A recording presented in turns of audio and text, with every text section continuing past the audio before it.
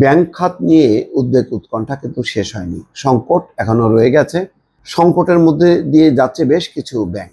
কিছু কিছু ব্যাংক অবশ্য সংকট কাটিয়ে মাথা উঁচু করার চেষ্টা করছে, কিন্তু যে পরিমাণ খেলাপি ঋণ, মন্দ ঋণ, তাতে সামনে এগুনোর রাস্তা খুবই সংকুচিত হয়ে যাচ্ছে।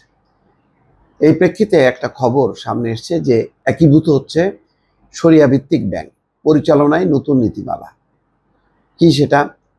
গত ১.৫ দশকে ব্যাংকিং খাতে ব্যাপক অনিয়ম দেখা দিয়েছে। এর মধ্যে শরিয়া ভিত্তিক ব্যাংক সবচেয়ে বেশি লুটপাটের শিকার হয়েছে। এক আলমী মানে ইসলামী ব্যাংক সহ ৭টা ব্যাংক শেষ করে ফেলছে।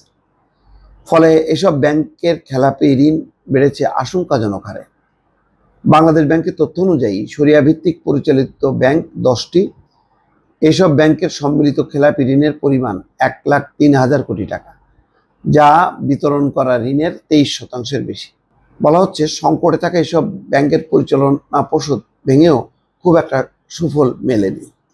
টাকা ছাপিয়ে দেওয়ার পরও আস্থা ফেরেনি গ্রাহকের। তাই সমাধান হিসেবে একীভূত করে দুটিতে আনার কথা যা চিন্তা করছে কেন্দ্রীয় গভর্নর। এই উদ্যোগ ইতিবাচক হিসেবে দেখলেও সুফল নিয়ে বিশ্লেষকদের সন্দেহ আছে। তারা বলছেন জোর করে একীভূত করা ঠিক নয়, এর ফল ভালো হবে না। বাংলাদেশ ইনস্টিটিউট অফ ম্যানেজমেন্টের সাবেক মহাপরিচালক ডক্টর তৌফিক আহমেদ বলছেন, আমি নিজেও একীভূতকরণের পক্ষে আছি, তবে জোর করানো একটা ব্যাংকের ব্যালেন্স শিট আরেকটা ব্যাংকের সঙ্গে একীভূত হবে, একটির কার্যক্রম আরেকটির সঙ্গে এক হয়ে যাবে, তাই জোর করে এগুলি করা ঠিক হবে না। সফলতার প্রত্যাশা রাখি, তবে শেষ পর্যন্ত পারবে কিনা সন্দেহ আছে। গ্লোবাল ইসলামী ব্যাংকের চেয়ারম্যান মোহাম্মদ নুরুল আমিন বলেন, ফরেন্সিক অডিট, ড্যামেজ নিরূপণ এবং ভ্যালুয়েশন হয় নাই।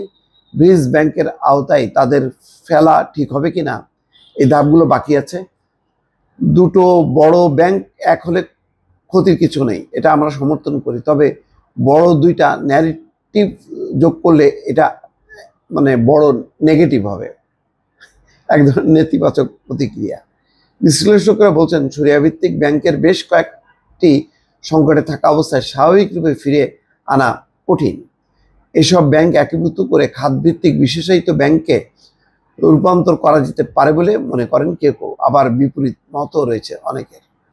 এই নিয়ে মোহাম্মদ নুরুল আমিন বলেন, খাতভিত্তিক যেমন টেক্সটাইল খাতের জন্য একটা ব্যাংক দেওয়া যেতে পারে, এসএমই এর জন্য ভিন্ন একটা ব্যাংকও করা যেতে পারে, যে কোনো ব্যবস্থা করা যেতে পারে। এই ধরনের স্পেসিফিক দায়িত্ব দিয়ে যেমন কৃষি ব্যাংক একটা উদ্দেশ্য হয়েছে, চিন্তা করলে এটাকে আমি সামগ্রিকভাবে খারাপ মনে করি না।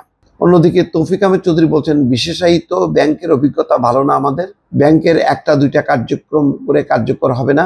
আমরা এইরকম কথাবার্তা আগেও দেখেছি।